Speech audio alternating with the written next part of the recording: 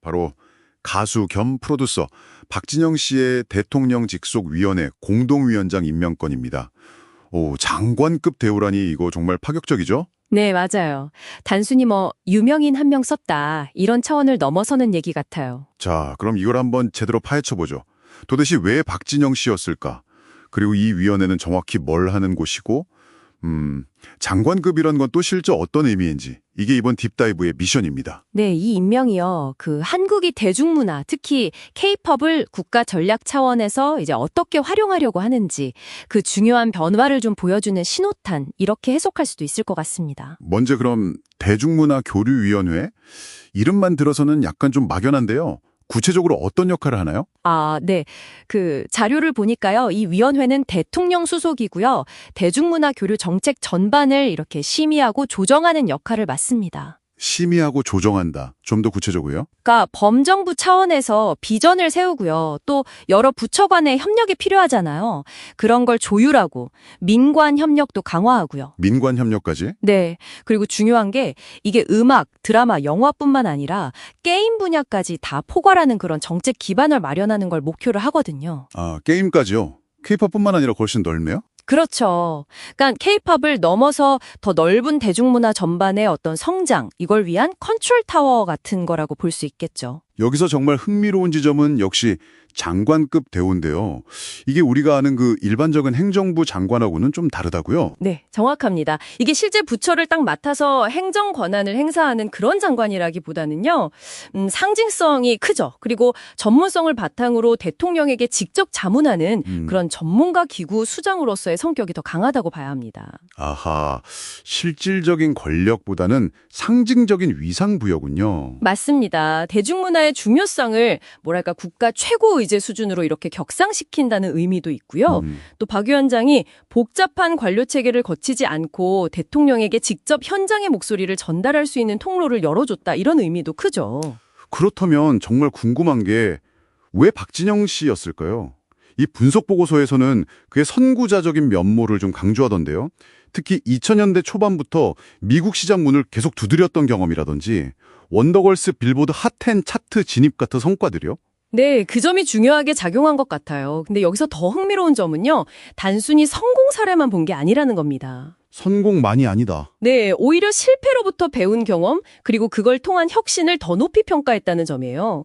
예를 들어 2011년에 미국 진출해서 좀 어려움을 겪었잖아요. 그 이후에 이 중앙집권적인 프로듀싱 시스템만으로는 한계가 있구나 깨닫고, 네네. 2018년에 JYP 2.0 비전, 이걸 발표하면서 멀티 레이블 체제를 도입했거든요. 그 멀티 레이블 체제요? 네, 이게 아티스트별로 독립성을 더 보장해주면서 효율성하고 다양성을 확 높인 일종의 경영 혁신이었던 거죠. 정부는 바로 이런 문제 해결 능력, 또 산업 구조를 실제로 바꿔본 경험, 이걸 높이 산 겁니다. 그러니까 단순히 그냥 성공한 아티스트가 아니라 이 산업의 구조를 깊이 이해하고 또 혁신을 이끌어본 그 경험 자체를 인정한 거군요. 그래서 정부와 현장을 잇는 다리 역할도 기대하는 거군요. 네, 바로 그거죠. 대통령실은 박 위원장이 현장의 생생한 목소리를 전달하고 또 민관 협력을 잘 구축할 적임자다, 이렇게 판단한 걸로 보입니다. 박 위원장 본인도 소감에서 현장에서 필요하다고 느꼈던 제도적 지원을 만들고 싶다. 그리고 후배 아티스트들에게 더 좋은 기회를 주고 싶다, 이렇게 말했죠. 산업 전체를 위한 어떤 공적인 책임감을 강조한 거예요. 사실 문화계 인사가 고위공직에 임명된 게 처음은 아니잖아요. 과거에 보면 이창동, 유인촌, 도종환 전 장관들 사례도 있었고요. 이런 사례들과 비교했을 때 이번 임명은 어떤 차이가 있을까요?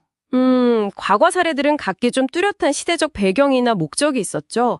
예를 들어 이창동 전 장관 때는 스크린 쿼터 문제 같은 영화계 개혁 이슈가 있었고요. 네, 그랬죠. 유인촌 전 장관 때는 좀 정권의 어떤 문화 철학을 반영하려는 의지가 강했고, 도종환 전 장관은 그 블랙리스트 사태 이후에 문화예술계 정상화라는 좀 과제가 있었고요. 네, 배경이 다 달랐네요. 그렇죠. 반면에 이번 박진영 위원장 임명은 특정 정치색을 드러내거나 당면한 문제를 해결한다기보다는 K-팝으로 대표되는 이 대중문화 산업의 성장 잠재력을 정말 극대화하려는 좀 더 실용적이고 전략적인 선택에 가깝다고 볼 수 있습니다. 문화행정의 패러다임 자체가 이제 산업 성장 동력 확보 쪽으로 좀 움직이고 있다, 이렇게 보여주는 사례 같아요. 하지만 역시 좀 우려되는 지점도 있습니다. 바로 이해 충돌 문제인데요. JYP 엔터테인먼트 최대 주주잖아요. 그러다 보니 공적인 역할과 사적인 이익 사이의 경계가 좀 모호해질 수 있다는 지적이 계속 나오죠. 네, 그 지적은 단열이 나올 수 있습니다. 법적으로만 보면요. 이게 비상근직이라서 주식 백지 신탁 의무는 없어요. 그리고 위원회 설치 규정에도 이해충돌 방지 조항, 예를 들면 사적 이해관계가 얽힐 수 있는 업무는 다른 공동위원장인 문체부 장관이 단독으로 처리하도록 하는 장치는 마련되어 있습니다. 아, 장치는 있다. 네, 있긴 한데요. 하지만 이런 법적 문제를 넘어서 결국 정책 결정 과정에서 공정성과 투명성을 어떻게 확보하느냐, 그래서 대중의 신뢰를 얻을 수 있느냐, 이게 핵심 과제겠죠. 특정 기업이 아니라 산업 전체에 좀 보편적인 혜택을 줄 수 있는 그런 정책을 추진해야 하는 숙제가 있는 겁니다. 그렇군요. 그리고 또 다른 과제도 있어요. 그 박 위원장의 풍부한 현장 경험, 이걸 어떻게 실효성 있는 정책으로 구체화할 것인가 하는 점인데요. 네, 경험을 정책으로 만드는 거. 그렇죠. 단순히 그냥 해외 진출 지원 확대 이런 걸 넘어서서 아티스트 육성 시스템은 어떻게 개선할 건지, 창작자들 권리 보호는 어떻게 강화할 건지, 또 중소기업사들과는 어떻게 상생하는 환경을 만들 건지, 이런 좀 더 산업의 지속 가능성을 위한 구체적인 로드맵 제시가 필요합니다. 자, 그럼 이 모든 것이 당신에게는 어떤 의미일까요? 이번 임명은 한국이 K-팝을 단순한 즐길거리로 넘어서 이제 굿다의 핵심 자산으로 보고 있다는 아주 강력한 신호라고 할 수 있습니다. 맞아요. 경제적 가치뿐만 아니라 외교적인 소프트 파워로까지 인식하고 현장의 전문가를 정책 결정의 중심에 참여시키는 어찌 보면 새로운 시도인 거죠. 네, 새로운 시도. 잘 불식시키고 정말 K-팝 산업 전체, 나아가서는 모든 대중문화 창작자들에게 실질적이고 보편적인 혜택을 주는 정책을 만들어낼 수 있을지 그게 관건이겠죠. 그의 경영 혁신 능력이 정책 영역에서도 발휘될 수 있을지가 중요하겠네요. 네, 그렇습니다. 마지막으로 이런 질문을 한번 던져봅니다. K-팝 프로듀서가 국가 정책에 중요한 목소리를 내게 된 것처럼 앞으로 또 어떤 분야의 비전통적인 혹은 예상 밖의 전문가들이 국정에 참여하게 될까요?